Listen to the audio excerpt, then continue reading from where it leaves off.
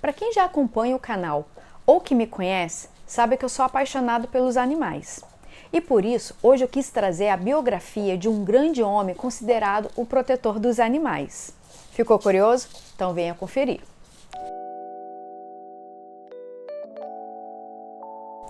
Olá, eu sou a Patrícia Iris e hoje eu trago para vocês a impressão deste livro, Francisco de Assis, escrito por Hermann Hesse. Antes da gente entrar na história, na biografia do Francisco de Assis, um pouco sobre o contexto do livro, eu queria falar com vocês um pouquinho sobre Hermann Hesse. Quem foi ele? Ele foi um escritor alemão que nasceu em 1877 e veio a falecer em 1962. Se você não conhece o Hermann Hesse, pode colocar na sua lista que é um grande escritor e que ele escreveu vários livros que vale muito a pena ler. Inclusive livros assim um pouco mais curtos, que dá para ler bem mais rápido. Então não tem essa história de eu tenho preguiça de ler um livro, tal. Pode pegar um livro do Hermann Hesse para ler, que é bem rapidinho. É importante saber também que o Hermann Hesse ganhou o Prêmio Nobel da Literatura em 1946. Provavelmente um dos seus livros que foi o que desencadeou o seu prêmio, mas quando se ganha um prêmio Nobel da literatura, geralmente é por toda a sua obra, tá? E falando um pouco sobre isso, eu trago até aqui para vocês o seguinte, alguns livros do Hermann Hesse. Esse daqui, o Peter Kaminsky, algo assim, eu vou até falar um pouquinho mais sobre ele, porque esse aqui foi um dos livros escritos no mesmo período do Francisco de Assis e que conta um pouco sobre a trajetória de um homem que foi em busca da vivência do Francisco de Assis. Então, daqui a pouco eu falo um pouquinho mais sobre ele. Mas ele também foi escrito em 1904. Já até adiantei, Esse daqui também foi escrito em 1904. Seguindo, tem o Demian. Esse livro aqui também é muito famoso. Você já deve ter escutado alguma coisa assim. Ele foi escrito em 1917.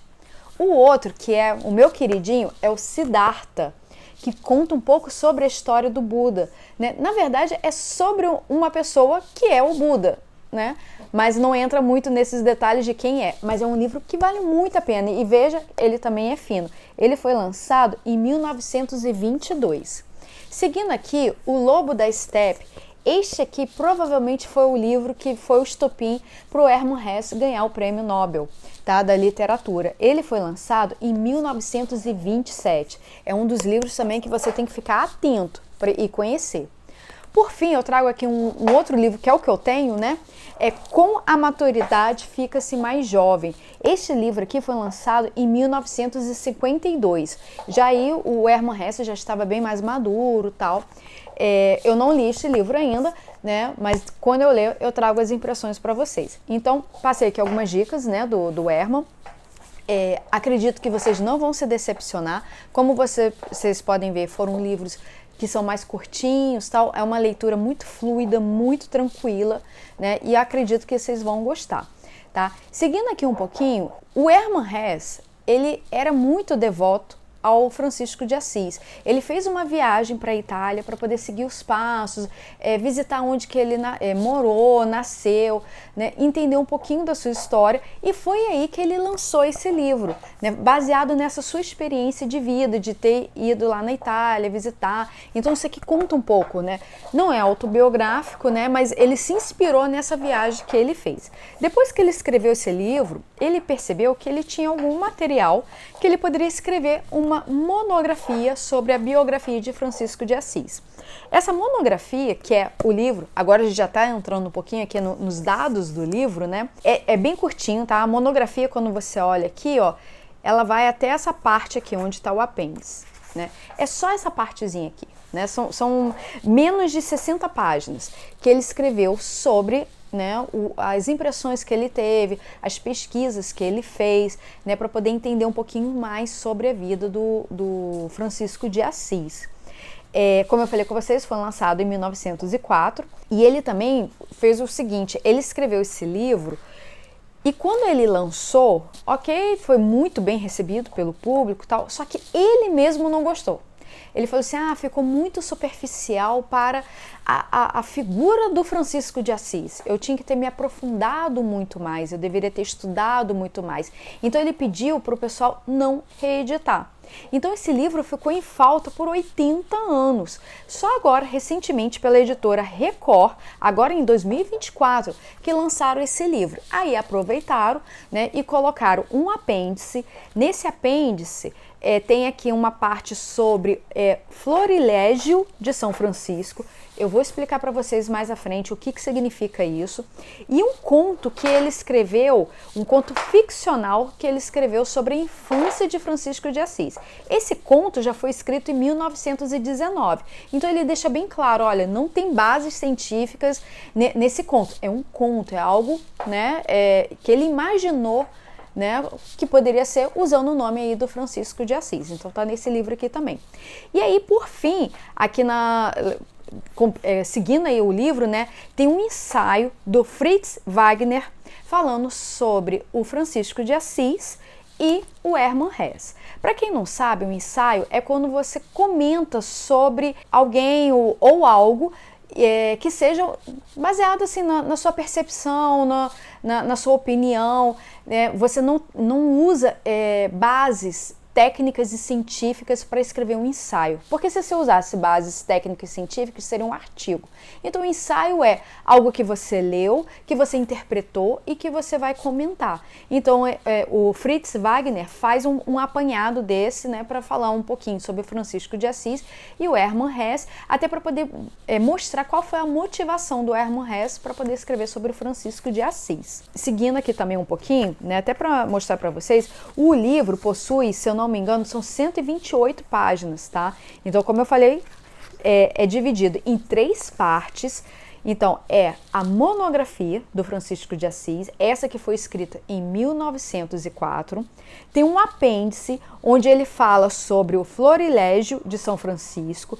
Só para poder dar adiantar um pouco, Florilégio são lendas, né, ou histórias curtas, né, de São Francisco nesse caso, mas Florilégio é de uma forma geral contos ou histórias curtas. E aí também nesse apêndice tem o Jogo das Flores, sobre a infância de São Francisco de Assis, que é um conto, né, que ele escreve sobre a infância do Francisco de Assis. E por fim tem essa parte aí do Fritz Wagner, né, que faz um ensaio sobre os dois, tanto do Francisco de Assis quanto do Hermann Hesse. Uma coisa interessante deste livro é que ele tem uma parte aqui um caderno de imagens.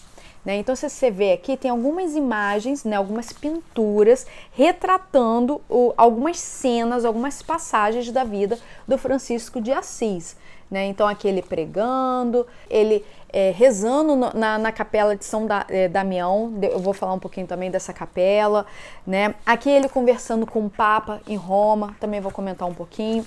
Então, assim, aqui no livro vai contando um pouco da história do Francisco de Assis e tem essa parte aqui com essas imagens, né? Que você pode aí apreciar um pouco mais, né? Sobre a vida de São Francisco. Então, seguindo aqui para a parte agora propriamente do livro, né? Então, quando a gente começa a ler, ele vai desde lá do início falando, né, um pouquinho sobre a família do Francisco de Assis, né, que era uma família de comerciantes que tinha boas condições financeiras.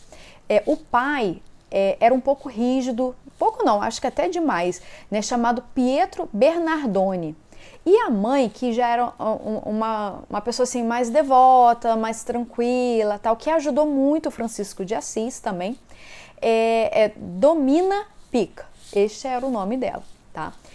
O Francisco de Assis, ele nasceu em 1182. Quando ele nasceu, o Pietro Bernardoni estava viajando, né? E aí foram lá registrar ele e tal, e deram o nome de Giovanni Bernardoni, tá? E assim que ele nasceu, apareceu um peregrino, né? Do nada entrou na casa e falou: quero olhar o bebê, né? E fez uma profecia. Eu vou até falar com vocês, essa profecia tá aqui não é bem uma profecia, né? Mas tá aqui na página 16, que é bem interessante entender um pouquinho, né? Aqui fala, ó, o peregrino idoso e desconhecido, que disse desejar ver o menino, pegou no colo, observou com afetuoso encantamento e irrompeu em louvores, profetizando ao recém-nascido um grande e magnífico destino. Então, assim, do nada, ninguém nem sabia quem era ele. Ele entrou lá e falou que ele ia ter um magnífico destino. Quando o pai, o Pietro, retornou da viagem, ele estava o que hoje é considerado a França, ele falou, eu não quero chamar o meu filho de Giovanni, eu quero chamar de Francesco, ou Francesco, que é Francisco, porque ele tinha um bom relacionamento com os francos. Então, mesmo o Francisco estando registrado como Giovanni, ele foi considerado e foi chamado a partir de então de Francesco. O Francisco cresceu no meio aí desse berço saudável, com condições financeiras, que para uma época medieval eram poucas pessoas que tinham condições, a grande maioria passava sacrifícios, tinham poucos recursos, tal. E o pai, como era um comerciante e era um grande comerciante, sua vida era muito tranquila. Então ele saía muito com seus amigos aristocratas, então eles iam para bebedeiras, viviam sempre na farra, tal. Só que o Francisco, ele sempre sentia uma inquietação, ele sentia algo ali dentro dele que parecia que estava faltando alguma coisa. E ele dizia que o sonho dele era ser cavaleiro, Então ele falava assim, não, eu quero ir em guerras, eu quero batalhar, tal, e eu quero ser considerado como um grande guerreiro, um grande cavaleiro, Então todo mundo achava que ele ia ser um cavaleiro mesmo, que ia seguir essa carreira, tal. Aí ele participou de algumas guerras, até algumas guerras santas, tal.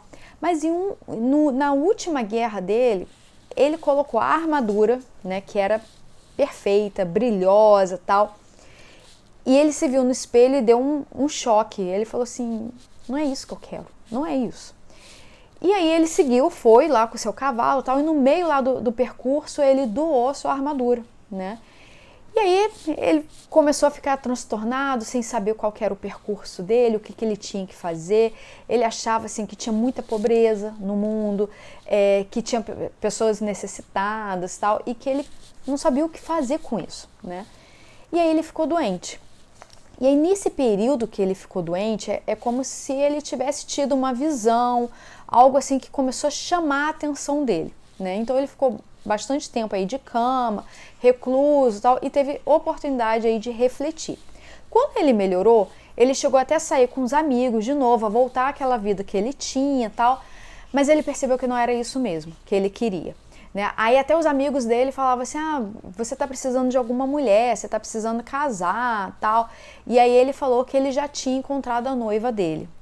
E aí depois, mais à frente, ele explica que a noiva dele, na verdade, com quem ele queria casar, era a pobreza. E foi daí que surgiu todo o trajeto aí do Francisco de Assis. Quando ele fez isso, quando ele começou a ser devoto à pobreza, o pai dele não aceitou. O pai dele ficou muito bravo, até bateu nele, trancou ele dentro de casa, e não queria deixar ele seguir com isso, porque ele queria, ele tinha a noção de que ele não precisava dos bens materiais, ele queria se libertar disso, para ele poder ter uma conexão direta com Deus. Então ele acreditava que os bens materiais atrapalhavam muito a visão do real motivo de você estar aqui na Terra. Então assim, o pai dele não aceitou, tal, mas aí até que teve um momento que ele foi para um julgamento e quem era o júri, quem era o juiz, era até o próprio Papa. E quando o Francisco de Assis falou que ele estava querendo viver na pobreza exatamente para poder ser devoto a Deus, ser devoto a Jesus Cristo, que viveu na pobreza, como que o padre, como que o padre poderia falar alguma coisa, ser contra isso? Então ele falou, olha, pro pai, lá pro Pietro Bernardone, olha, sinto muito, seu filho tem o direito de seguir o que ele acredita que é o melhor para ele. Aí o próprio Francisco, tirou todas as roupas, porque não eram dele, ele falou, entregou pro pai e falou assim, olha, eu estou te entregando tudo que você me deu, que eu não preciso. Aí nesse meio tempo aí, cobriram ele com um manto, tal, para ele não ficar andando pelado lá no século XII. Então ele começou, né, a viver, né, nesse mundo aí de pobreza e tal. Mas o Francisco de Assis, eu esqueci um ponto muito importante. Por que se chama de Assis? Né? Porque ele vivia na cidade de Assis. Né? A cidade em si, né, era um vilarejo, né, que é da região de Umbria. Eu até sugiro a vocês a dar uma pesquisada, né, uma googlada, né, sobre Hungria e Assis, para vocês verem como que são, assim, regiões espetaculares, magníficas. Então é um lugar assim muito verde, com construções da Idade Média conservadas, tal. Tem a igreja de São Francisco, que eu vou chegar lá também. Então assim, é um lugar que, se você tiver essa oportunidade de algum dia visitar, bota na sua lista. Se não tiver, observa as figuras, as imagens, as fotografias, né, e tenta imaginar um pouco como que era a vida, né, do Francisco de Assis nessa região tão esplêndida. Então ele ficou considerado como Francisco de Assis porque era a cidade de origem dele. Quando ele estava lá já vivendo na sua pobreza, tal, ele era uma pessoa muito inquieta e não conseguia ficar parada. Então ele sempre queria estar fazendo alguma coisa, alguma atividade, tal. E tinha uma capela de São Damião, né, que estava em ruínas, e ele colocou isso como meta de recuperar essa capela. Então ele pedia ajuda, né, doações, tal, para poder reconstruir a capela, e ele mesmo, com a mão dele, ia lá fazendo, e com um sorriso no rosto, né, se sentindo útil, se sentindo feliz. Algumas pessoas, vendo, né, o estado que o Francisco estava, o que ele abriu mão, para onde ele estava, tal, começaram, né, a conversar. E ele também, assim, sempre tentava levar palavras de luz para as pessoas, tal. Ele não queria converter ninguém, né, mas ele queria, assim, que as pessoas se conectassem a Deus, né. E aí algumas pessoas começaram a querer aquilo para elas também. Então abdicaram, né, das suas propriedades, das suas riquezas, e começaram a acompanhar o Francisco, inclusive ajudando aí na parte dos seus trabalhos. Cada um tinha um papel, cada um fazia aquilo que sabia de fazer melhor, né? Aqueles que sabiam se comunicar, falavam, né, passavam, né, pregavam. Aqueles que sabiam fazer uma obra, né, trabalhavam na reconstrução da capela, e assim por diante. E aí foi crescendo, até que um amigo dele, que era o Bernardo Quintavalle, né? Era uma pessoa também que tinha muitas propriedades, tinha muitos recursos, e ele ficou assim, não era bem chocado, mas ele ficou perplexo com a vida que o Francisco estava levando, e ele também sentia essa inquietação. Então ele decidiu abrir mão de toda a riqueza dele e seguir aí com o Francisco de Assis nesse rumo aí da conexão com Deus, né? Então, nisso, eles formaram um grupo, né? O Francisco de Assis nem queria, né, ter um grupo, tal, mas assim, ele não ia negar, né? As pessoas iam chegando, iam convivendo, tal, e aí deu em torno de um grupo de 12 pessoas. Aí, eles lá, vivendo na pobreza, tal, começaram a ver, assim, a ter inquietações sobre por que algumas pessoas sofriam muito, né? Como que poderia fazer para diminuir um pouco desse sofrimento. E aí o Francisco decidiu ir a Roma para poder conversar com o Papa, né? Que ele queria entender um pouco mais sobre isso. Então as 12 pessoas, né? O Francisco e os discípulos, os 11 discípulos, né, seguiram rumo a Roma. Chegando lá, né, eles tentaram conversar com o Papa. Na época, o Papa era o Inocêncio, né, III. Ele era um Papa considerado guerreiro e administrador, porque tinha que administrar a igreja, que era numa época crítica, né, uma situação complicada, tal. Então ele tinha que ser muito rígido. E a princípio ele não queria receber, né, o Francisco e os discípulos, tal, mas aí acabou recebendo, acabou escutando o que o Francisco tinha para conversar, né? E ele ficou perplexo também com as palavras do Francisco e abençoou o Francisco e falou: olha, você continua seguindo o seu caminho, tá certo, você e os seus amigos, esse é o caminho de luz, né? Então eles não tiveram resposta, né? Porque algumas pessoas sofrem muito, tal, né? Mas eles seguiram, né, de volta aí para Assis, para Porciúncula também, que era tudo na região próxima, que inclusive quando eles voltaram, né, e o povo sabendo que eles tinham sido abençoados pelo Papa, né, pelo papel deles e tal, doaram essa igreja, né, de Porciúncula, onde o Francisco geralmente ele pregava, né, ele passava algumas palavras de luz. Mas antes um pouquinho, até retrocedendo um pouquinho, que é um ponto importante, antes do Francisco ir para Roma e ser abençoado pelo Papa, ele e os amigos dele, as pessoas da cidade julgavam muito, né, o comportamento deles. Muitos dos habitantes tinham medo dos seus filhos se converterem, largarem tudo, né? Então eles eram muito discriminados, né? As pessoas geralmente andavam afastadas, não queriam, né, nem chegar perto, tal, e achavam que o Francisco estava corrompendo as pessoas. Isso me fez lembrar também da história de Sócrates, né, um grande filósofo grego, né, que ele também tinha aquela questão de fazer com que as pessoas pensassem, falassem tal, e outros se sentiram incomodados, né? Então, assim, sempre quando a gente tem alguém que pensa um pouco fora da caixa, sempre vai ter alguém incomodado, né? Isso é fato, tá? Então, ok, aí depois que o Francisco e os discípulos, né, já estavam abençoados, estavam seguindo lá com a sua trajetória e tal, apareceu também uma moça, né, de grande nobreza, né, sentindo que tinha necessidade de estar participando daquele grupo.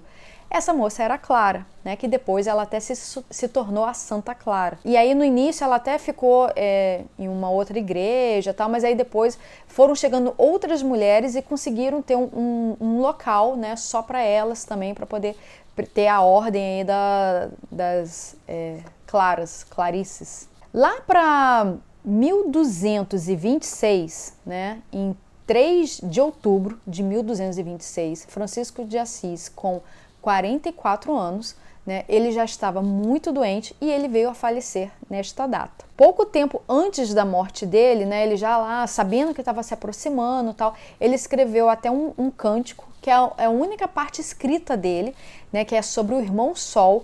Neste livro tem a íntegra desse cântico, que é muito bonito, que assim, remete realmente ao amor ao próximo, e não só ao próximo ser humano, e sim a todas as coisas e seres, né, vivos neste planeta. Então ele foi a única coisa que ele deixou escrita. E aí o seguinte, 2 anos depois, o Papa Gregório IX, ele canonizou o Francisco de Assis como santo, 2 anos depois apenas, né? E lançou a pedra fundamental da igreja de São Francisco, né, que foi construída em homenagem aí ao Francisco. Um ponto importante também, o Francisco de Assis veio falecer no dia 3 de outubro, né, e no dia 4 de outubro é comemorada a data, né, do Francisco de Assis como protetores dos animais, e também o dia da ecologia, né, até também se arremetendo um pouco aí sobre essa questão da natureza. E, inclusive, algumas igrejas até abençoam os animais nessa data. Né, você pode levar principalmente nas igrejas consideradas de Francisco de Assis, né, você leva o seu animalzinho de estimação e o Papa vai lá e abençoa o seu animal, tá? Seguindo aí agora para ainda dentro da monografia, essa era a parte da biografia de Francisco de Assis. Tem uma parte que é considerada como anexos, que são as lendas. Tá? São 5 lendas contadas aí que estão no Florigelo e são contadas, né? São bem curtinhas, tá? Por exemplo, São Francisco explica a Frei Leão o que é perfeita alegria, né? Como São Francisco respondeu ao Frei Marcel, né? E assim por diante. E tem o cântico, né? Que é o Irmão Sol, né, que tem aí nas 2 línguas, né, em latim, né, e em português. Aí indo para a segunda parte do livro, que é o apêndice, né, que é falando sobre o florilégio, né, o que era isso? O que significa isso? Né? São contos, né, escritos curtos. E aí nessa parte o Hermann Hesse faz um ensaio sobre o florilégio, que são histórias que passam de boca em boca, que depois foram registradas. Elas foram compiladas aí no século XIV, tá? E estão aí disponíveis para a gente. São relatos biográficos, então quando você lê esse livro, você consegue entender um pouquinho mais sobre a vida de Francisco de Assis, tá? E aí aqui nesse livro tem na página 111 uma passagem que é interessante também falar com vocês, sobre o florilégio, né?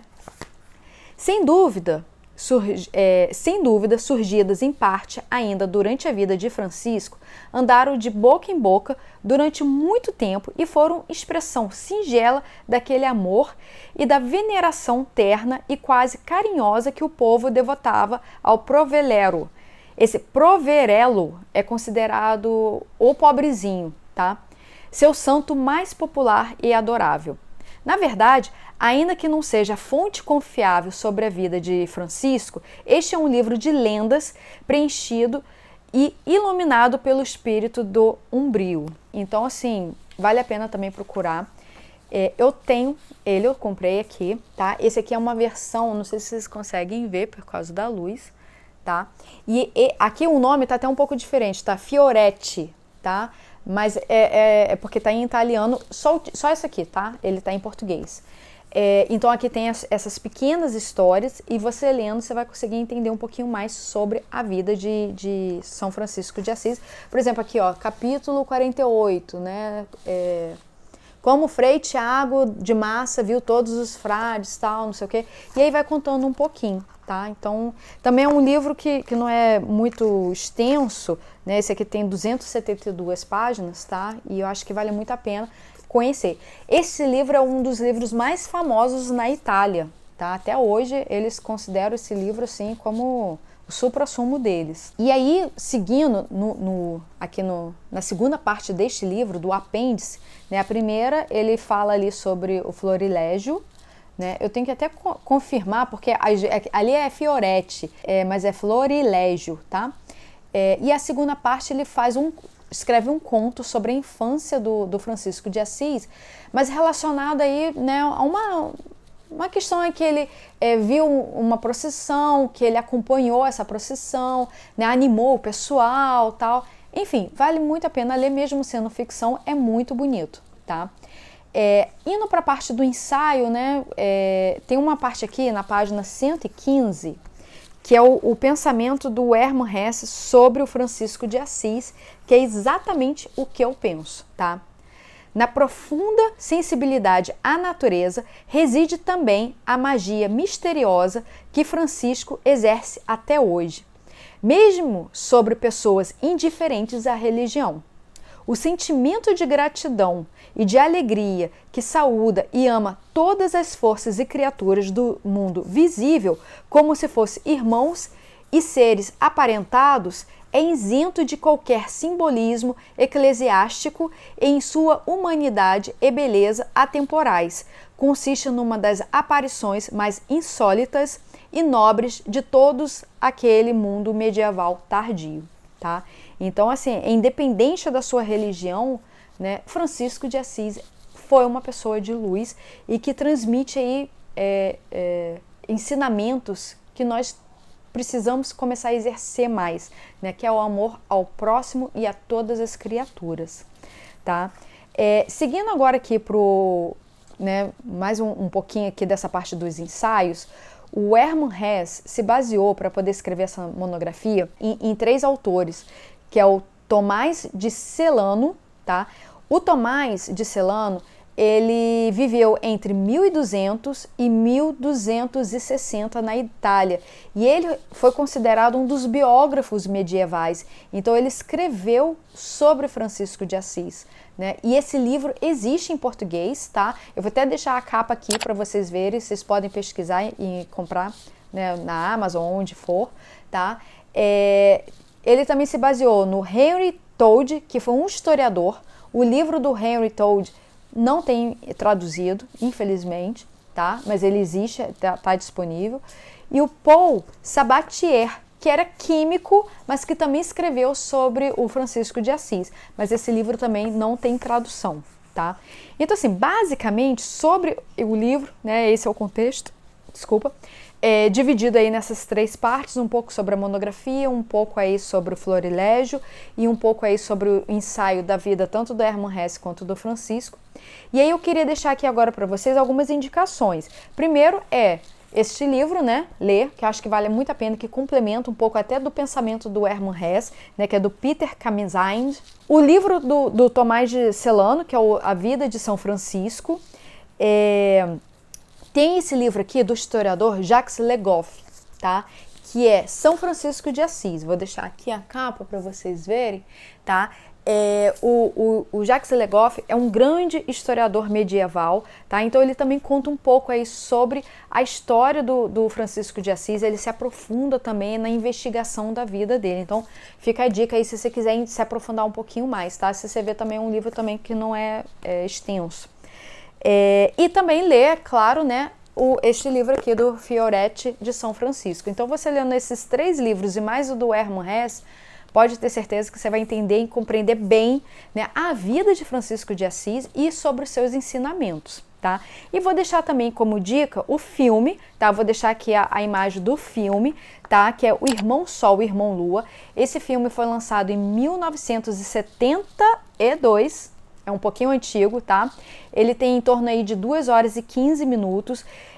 Ele começa aí falando já da parte que o Francisco tá doente e tá se sentindo inquieto, e termina na parte lá que ele tá com o Papa, né, Inocêncio III, né, na Roma, sendo abençoado. Então esse é o trajeto do filme, tá? A Clara também aparece um pouco, tal.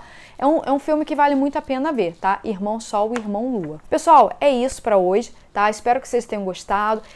Se gostaram, curtam, compartilhem, deixem seus recados aqui para mim, né? Se já leram, se não leram, se tem vontade de ler. E é isso. Então, eu agradeço aí a atenção de todos e até o próximo livro. Um abraço. Tchau!